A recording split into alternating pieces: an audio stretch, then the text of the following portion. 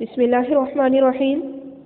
अस्सलामु अलैकुम dear students, कैसे हैं बेटे? सब ठीक है?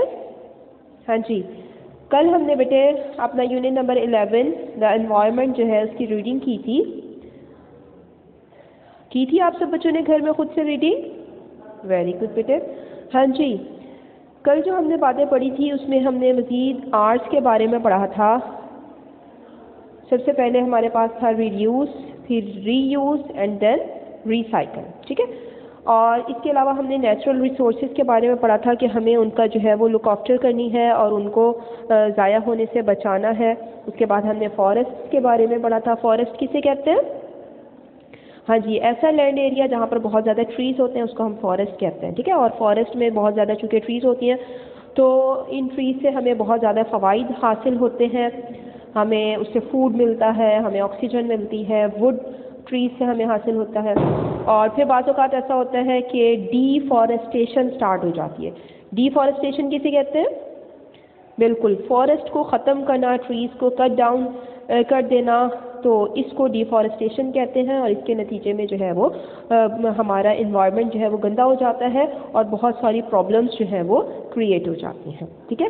तो हमने डिफॉरेस्टेशन से अपने कंट्री को बचाना है, अपने इन्वायरमेंट को बचाना है और इसके बजाय मज़ीद जो ट्रीज़ हैं उनको प्लांट करना है ताकि हम अपने इन्वायरमेंट को जो है वो साफ़ सुथरा कर सकें और एक हेल्दी इन्वायरमेंट में हम एक हेल्दी लाइफ जो है वो गुजार सकें, ठीक है बेटे। अब हम आते हैं पेज नंबर 81 पे, जहाँ से आज हमने स्टार्ट करना है। Open your books everyone please.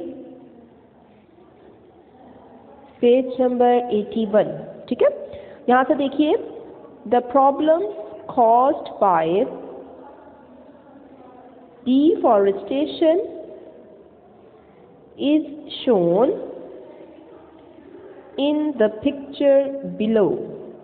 ये जो आपको नीचे पिक्चर दी गई है इसमें उन प्रॉब्लम्स को दिखाया गया है जो डिफॉरेस्टेशन के नतीजे में हमें देखने को मिलती हैं या जिनका हमें सामना करना पड़ता है, ठीक है। देखते हैं कौन कौन सी प्रॉब्लम्स हैं।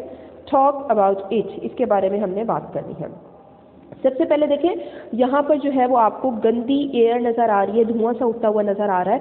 उसके बारे में लिखा हुआ है एयर क्वालिटी इज़ पुअर, कि जो एयर की क्वालिटी होती है वो पुअर हो जाती है। और जो अच्छी एयर फ्रेश ऑक्सीजन वाली, क्योंकि ऑक्सीजन हमें कौन प्रोवाइड कर रहा था? ट्रीज़। जब हमने ट्रीज़ को ही कट डाउन कर दिया और फॉरेस्ट को ख़त्म कर दिया, डिफॉरेस्टेशन को हमने कर दिया है, तो उसके नतीजे में क्या हुआ कि हमारे पास जो फ्रेश ऑक्सीजन थी वो ख़त्म हो गई है और एयर क्वालिटी क्या हो गई है? पुअर हो गई है, ठीक है। सेकेंड नंबर पे देखिए, द ग्राउंड बिकम्स ड्राई। जो लैंड एरिया है, ग्राउंड है, वो क्या हो गया? ड्राई हो गया है। जबकि हमने लास्ट टाइम पढ़ा था कि रूट्स जो है वो अंडरग्राउंड वाटर को एब्जॉर्ब करती हैं, सक कर लेती हैं, जिसकी वजह से जो लैंड एरिया होता है वो मॉइस्ट रहता है। अब जब हमने ट्रीज़ को कट कर दिया तो उसके नतीजे में जो रूट्स थी उनकी डेथ हो गई और डेथ होने की वजह से क्या हुआ कि जो ग्राउंड था वो ड्राई बन गया, ठीक है, ड्राई हो गया। And nothing can grow. अब जब ग्राउंड ही ड्राई हो गया तो कोई भी चीज़ वहाँ पर ग्रो नहीं कर पाएगी, क्योंकि किसी भी चीज़ को ग्रो करने के लिए क्या है? वाटर की ज़रूरत होती है और यहाँ से वाटर ख़त्म हो गया है कि उसको कोई सक करने वाला ही नहीं रहा। It can turn into a desert. और विद टाइम गुजरने के साथ साथ क्या होगा कि ये जो पहले यहाँ पर एक फॉरेस्ट था और इसमें ट्रीज़ के कट करने की वजह से क्या हुआ कि वो बिल्कुल एक डेजर्ट बन जाएगा, जहाँ पर ना तो कोई प्लांट होता है, ना कोई ट्री होता है और ना ही वहाँ पर पानी का कोई नामो निशान होता है। तो और डेजर्ट जो है आपको पता है कि फिर उसकी वजह से हमारा मुल्क जो है वो एक अच्छा एनवायरनमेंट हमारे मुल्क में नहीं बन पाएगा। तो इस वजह से हमें डिफॉरेस्टेशन से बचना है। अब वो डिफॉरेस्टेशन से हम कैसे बच सकते हैं उसके बारे में देखिए। वेज टू रिड्यूस डिफॉरेस्टेशन, उन वेज को हम कैसे फॉलो करेंगे जिसकी वजह से हम डिफॉरेस्टेशन को रिड्यूस कर सकें। सबसे फर्स्ट है प्लांट मोर ट्रीज। आपने सबसे पहला काम क्या करना है कि ज़्यादा से ज़्यादा ट्रीज़ को जो है प्लांट करना है, ज़्यादा से ज़्यादा ट्रीज़ को उगाना है। हमने कल भी वादा किया था कि हम जो है वो इंशाल्लाह हर बच्चा 2-2 पौधे जो है वो अपने घर में उगाएगा, तो आप लोगों ने इस वादे को पूरा करना है, ठीक है। हर बच्चा अपने घर में अगर 2-2 ट्रीज़ लगाता जाएगा तो इंशाल्लाह एक टाइम ऐसा आएगा कि हमारे मुल्क में, हमारे एनवायरनमेंट में बहुत ज़्यादा ट्रीज़ होंगे और इसकी वजह से इंशाल्लाह हम एक हेल्दी एनवायरनमेंट क्रिएट कर सकेंगे। सेकेंड है, do not waste paper. Paper जो है इसको वेस्ट ना करें, क्योंकि इसकी वजह से क्या होगा कि हमारा एनवायरनमेंट ख़राब हो जाएगा, ठीक है। थर्ड नंबर पे है हमारे पास recycle and buy recycled product. खुद से भी रिसाइकल करें चीज़ों को, यानी उन चीज़ों को किसी न्यू वे, पुरानी चीज़ों को किसी न्यू वे में यूज़ करें, और ऐसी प्रोडक्ट्स को बाय करें, ख़रीदें जो कि रिसाइकल्ड हों, ठीक है। फोर्थ है, avoid cutting down trees. Avoid cutting down trees. आपने करना क्या है कि ट्रीज़ को कट करने से अवॉइड करना है, रुकना है, बचना है, यानी बिला वजह ट्रीज़ को कट नहीं करना है, क्योंकि जब हम ट्रीज़ को कट करेंगे तो वही बात है कि डिफॉरेस्टेशन होगी और हमारा एनवायरनमेंट जो है वो गंदा हो जाएगा, ठीक है। फिफ्थ और लास्ट पॉइंट देखिए, buy wood from companies that have forest friendly policies. अब आपने क्या करना है, जैसे हमने कल भी बात की थी कि वुड की तो हमें ज़रूरत पड़ती है, वुड तो हमें चाहिए, हमने उससे घर भी बनाने हैं, घर में जितने भी हमारे कोई काम हो रहा है, कंस्ट्रक्शन वर्क हो रहा है, तो उसके लिए हमें वुड की ज़रूरत है। और वुड जाहिर सी बात है कि हमें प्लांट से हासिल होगा, और वुड लेने के लिए हमें ट्रीज़ को कट करना पड़ेगा। तो अब आपने क्या करना है कि जब भी आपको वुड चाहिए तो वुड आपने खुद से ही प्लांट को, तो जाहिर हम नहीं जाकर काटते ना, हम तो दुकानों से लेते हैं वुड, तो ऐसी कंपनीज से आप वुड को ख़रीदें जिनके पास क्या हो, फॉरेस्ट फ्रेंडली पॉलिसीज़ हो। फॉरेस्ट फ्रेंडली पॉलिसीज़ का मतलब क्या है कि such as replacing the trees they cut down. यानी फॉरेस्ट फ्रेंड पॉलिसीज़ का मतलब यह है कि वो ऐसी पॉलिसीज़ को अपनाते हों जो कि फॉरेस्ट को मज़ीद अच्छा बनाते हों। और जैसे कि एक मिसाल इन्होंने यहाँ पर दी भी है कि वो क्या करें कि एक ट्री को अगर कट करें तो उसकी जगह मज़ीद कोई और ट्री जो है वो प्लांट करें, ताकि उस ट्री की कमी को जो है वो फ़ौरन से पूरा किया जा सके। रिप्लेस कर देते हैं, एक ट्री के बजाय 2 ट्री जो है वो मज़ीद उगा देते हैं कि जो उन्होंने ट्रीज़ को कट डाउन किया था उसकी जगह रिप्लेसमेंट में न्यू ट्रीज आ गए हैं, तो उसकी कमी जो है वो पूरी हो गई है, ठीक है। तो आपने जब भी वुड खरीदनी है तो इस बात को यकीनी बना लें कि जिनसे आप खरीद रहे हैं उनसे आगे सोर्सेज से पता चल जाए आपको कि वो जो है वो फॉरेस्ट फ्रेंड पॉलिसीज़ पर अमल कर रहे हैं और उसकी जगह मज़ीद प्लांट्स जो है वो मज़ीद ट्रीज़ को प्लांट कर रहे हैं, ठीक है बेटे। तो अमल करेंगे ना सब इन बातों पे? हाँ जी, इंशाल्लाह हमने ज़रूर इन बातों पर अमल करना है, क्योंकि हमें हदीस मुबारक में भी आप सल्लल्लाहु अलैहि वसल्लम ने मना किया है दरख्तों को नहीं काटना चाहिए। हत्ता कि अगर कोई किसी जगह पर जो है वो जंग हो रही होती है तो उस जंग में भी यानी दुश्मन को नुकसान पहुंचाने के लिए भी आप सल्लल्लाहु अलैहि वसल्लम ने इस चीज़ से मना किया है कि दरख्तों को ना काटा जाए, क्योंकि दरख्त क्या है कि ये हमारे एनवायरनमेंट का बहुत ही अहम हिस्सा है। तो हमने इस हिस्से की हिफाजत करनी है, ना ये कि उनको ज़ाया करना है, ठीक है बेटे।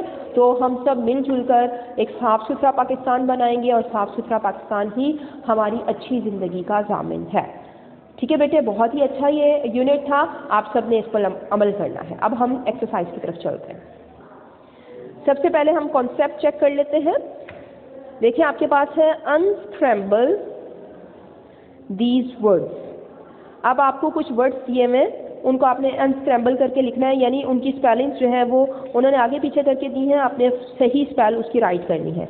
The first letter of each word has been underline.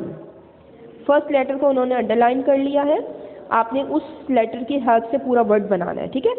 Do you know what they mean? क्या आपको पता है इनका मीनिंग क्या है? हाँ जी, फर्स्ट वन क्या बनेगा देख के मुझे बता सकते हैं आप लोग? इर से स्टार्ट हो रहा है, ये देखिए इसमें इर भी है, डबल ए है, डबल ख है, इर और य है। ठीक है, तो आई थिंक ये बनेगा रिसाइकल। क्या बनेगा? रिसाइकल। ठीक है, एक मैं आपको बता रही हूँ, बाकी आपने खुद से करने हैं। देखते हैं आप लोगों को समझ में आती है कि नहीं। सेकेंड वन जो इसके नीचे है वो तो बहुत ही ईजी है, मेरे ख्याल में आप लोग फौरन से समझ गए होंगे। जी बिल्कुल, ये क्या है? डेजर्ट। क्या है ये? डेजर्ट। उसके बाद ये बताइए, इसमें ड से स्टार्ट हो रहा है, कुछ समझ में आ रहा है ये क्या है? वेरी गुड, ये है डिफॉरेस्टेशन। क्या है? डिफॉरेस्टेशन। आप इसको यहीं पे लाइन लगा के इसके आगे ही बुक पे राइट कर लेंगे। ठीक है, उसके बाद लास्ट देखिए, ये भी साफ समझ में आ रहा है, ऐसे ही स्टार्ट हो रहा है। क्या है ये? एनवायरमेंट। क्या है?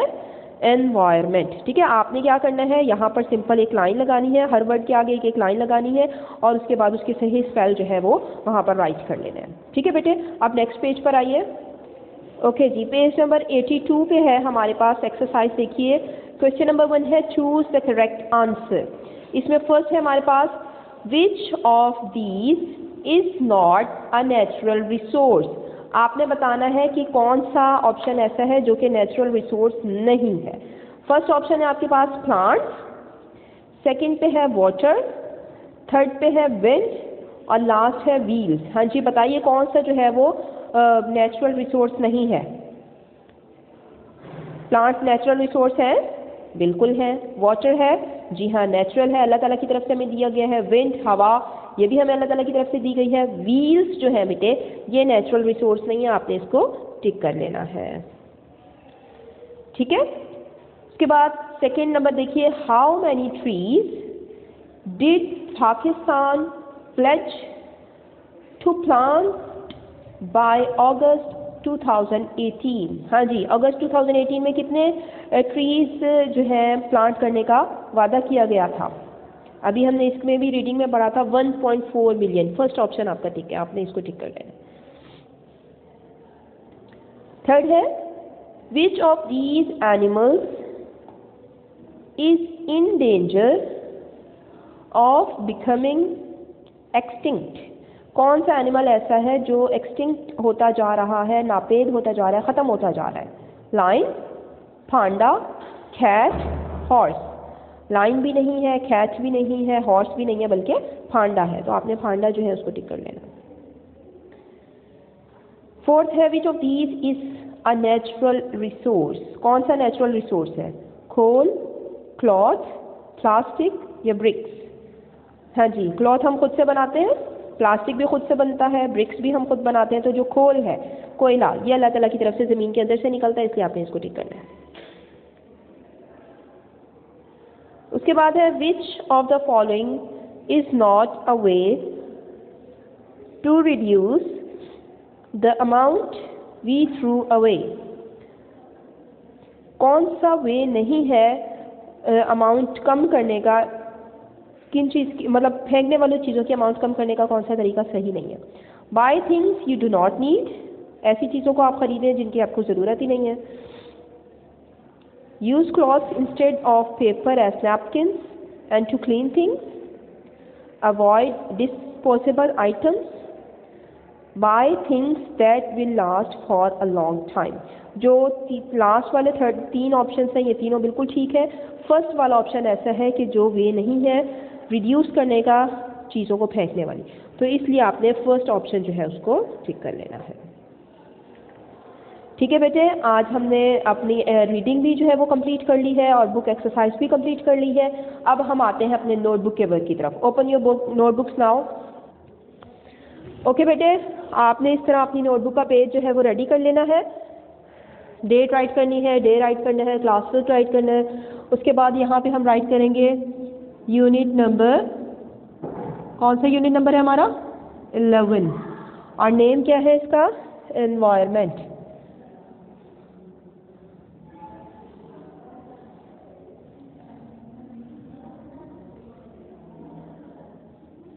ठीक है, उसके बाद हम राइट करेंगे टॉपिक। टॉपिक क्या है हमारा? क्वेश्चन आंसर का, उसको राइट करेंगे।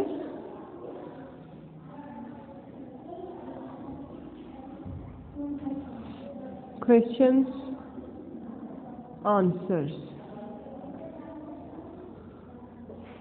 ठीक है, इसके बाद हम राइट करेंगे क्वेश्चन नंबर 1। सेंटर में आपने राइट करना है क्वेश्चन नंबर 1। ठीक है बेटे, क्वेश्चन नंबर 1 है हमारे पास, नेम। अभी आपने राइट नहीं करना है, just look at the board. Name 3 things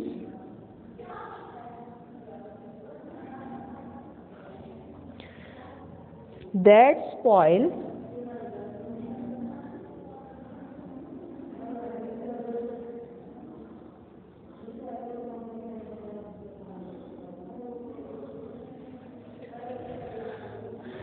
the environment।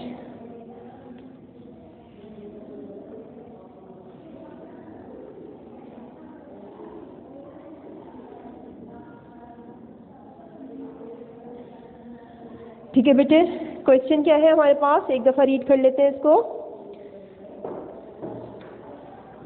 Name 3 things that spoil the environment। तो आपसे पूछ रहे हैं किसी भी ऐसी 3 चीज़ों के नेम बताइए जो कि हमारे एनवायरनमेंट को स्पॉइल कर देती हैं, गंदा कर देती हैं, ख़राब कर देती हैं। हाँ जी बताइए, कौन सी ऐसी 3 चीज़ें हो सकती हैं? जी ठीक है, स्मोक हो सकती है, ऐश है, रबिश है। ठीक है, क्वेश्चन राइट कर लें आप सब, इसके बाद हम आंसर राइट करेंगे। चलें जी, अब आंसर लिखेंगे सेंटर में आंसर।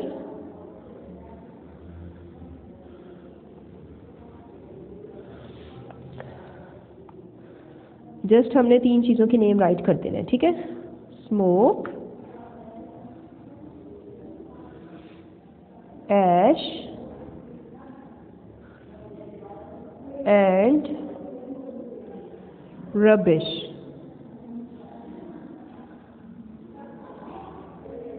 ठीक है, यानी गंद कचरा वगैरह जो भी होता है वो सब हमारे एनवायरनमेंट को स्पॉइल कर देता है।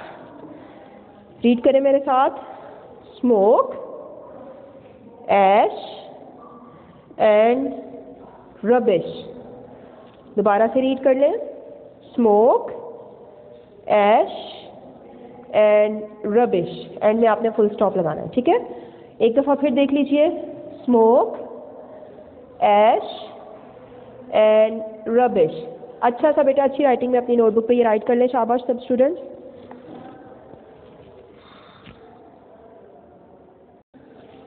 ओके बेटे, अब हम क्वेश्चन नंबर 2 करेंगे अपना। सेंटर में आप लिखेंगे question number 2।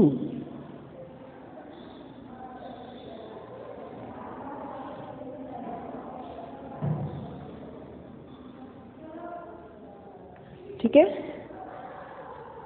Name the 3 R's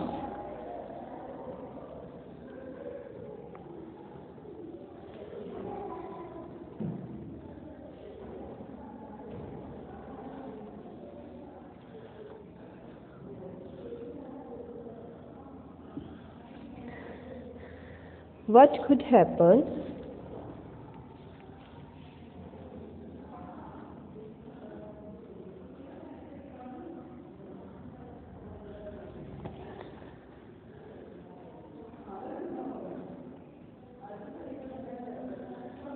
to the environment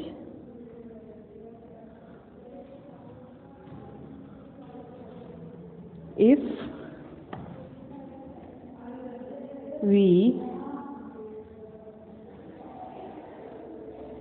do not follow them।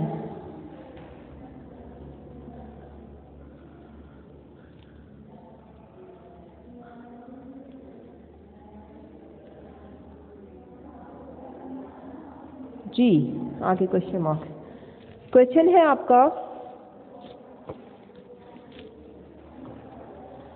Name the 3 R's यानी आपने जो 3 आर्ट्स हमने पढ़े थे उनके नेम आपने बताने हैं। What could happen to the environment if we do not follow them?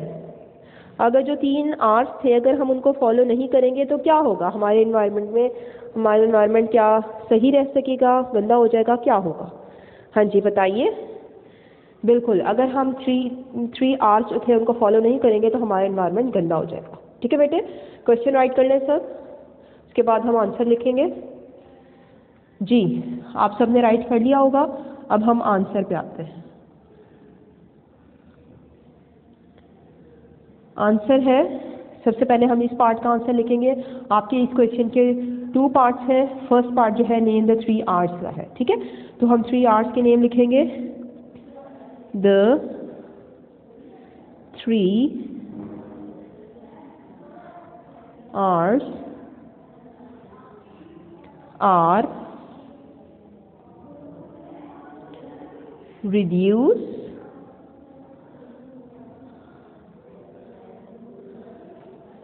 Second है reuse and recycle।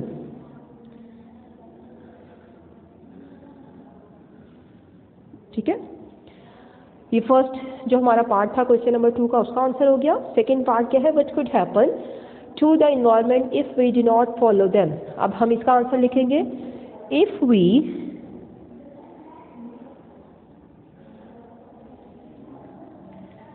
Do not follow them,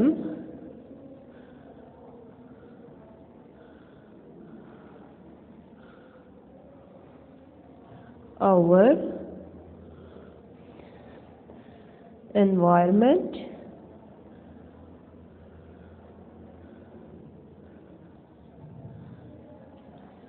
become dirty।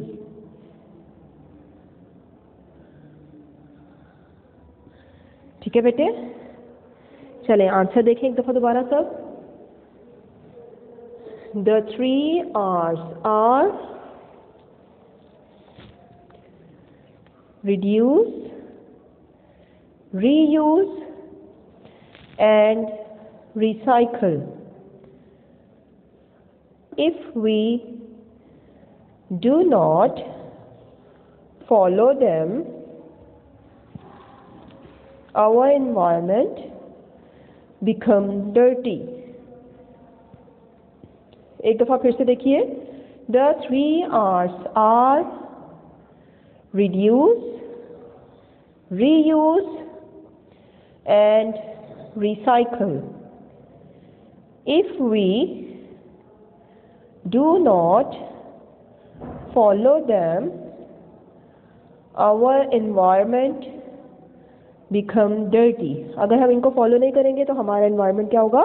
गंदा हो जाएगा, साफ सुथरा नहीं रह सकेगा। ठीक है बेटे, ये 2 ही क्वेश्चंस थे जो हमने आज राइट कर लिए अपनी नोटबुक पे। और आपकी जो डायरी है वो भी यही है कि आपने नोटबुक साइड से जो है वो लर्न करना है। ठीक है, मैं राइट कर देती हूँ, आप उसको भी राइट कर लें। डायरी राइट कर लें बेटे।